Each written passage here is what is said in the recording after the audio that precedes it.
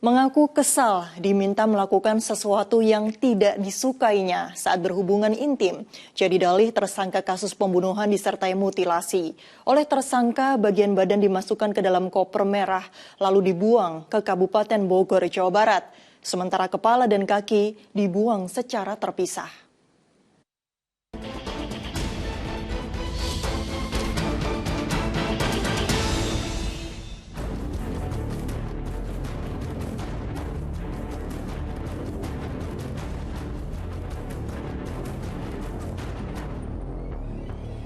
Seketika warga ramai berkumpul di Jalan Raya Kampung Baru, Desa Singabangsa, Kecamatan Tenjo, Kabupaten Bogor, Jawa Barat, usai mengetahui ada temuan mayat. Bagaimana tidak, mayat yang ditemukan dalam kondisi telah termutilasi di dalam sebuah koper warna merah yang dibuang ke pinggir jalan. Garis polisi segera dipasang petugas di sekitar lokasi temuan jasad. Mayat berjenis kelamin pria tersebut ditemukan hanya berupa badan tanpa kepala dan kaki. Pada lengan kiri terdapat tato. Ada penemuan di dalam sebuah koper yang berisi mayat.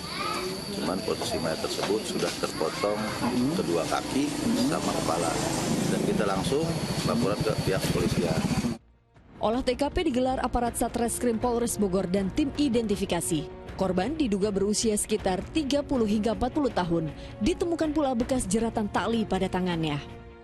Polisi lalu membawa bagian tubuh tersebut ke Rumah Sakit Polri Kramat Jati, Jakarta Timur untuk proses autopsi, guna mengungkap identitas dan penyebab kematiannya. Polisi akhirnya berhasil mengidentifikasi korban dan meminta keterangan sejumlah saksi. Sejumlah temuan mengungkap terduga pelakunya. Aparat yang melakukan pengejaran akhirnya menangkap pria berinisial DA dalam pelariannya di Yogyakarta. Ternyata korban dan pelaku DA yang telah ditetapkan sebagai tersangka itu menjalin hubungan asmara sesama jenis. Mereka tinggal bersama di sebuah apartemen kawasan Cisauk, Tangerang, Banten sejak 4 bulan lalu. Motif pembunuhan didasari rasa kesal tersangka karena ia diminta korban melakukan hal yang tidak disukainya saat berhubungan intim. Pertengkaran pun terjadi hingga tersangka tak kuasa menahan emosi dan menghabisi nyawa korban dengan senjata tajam.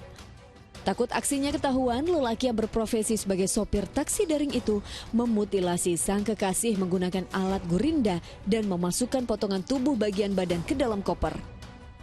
Tersangka melakukan pembunuhan dengan menggunakan senjata tajam.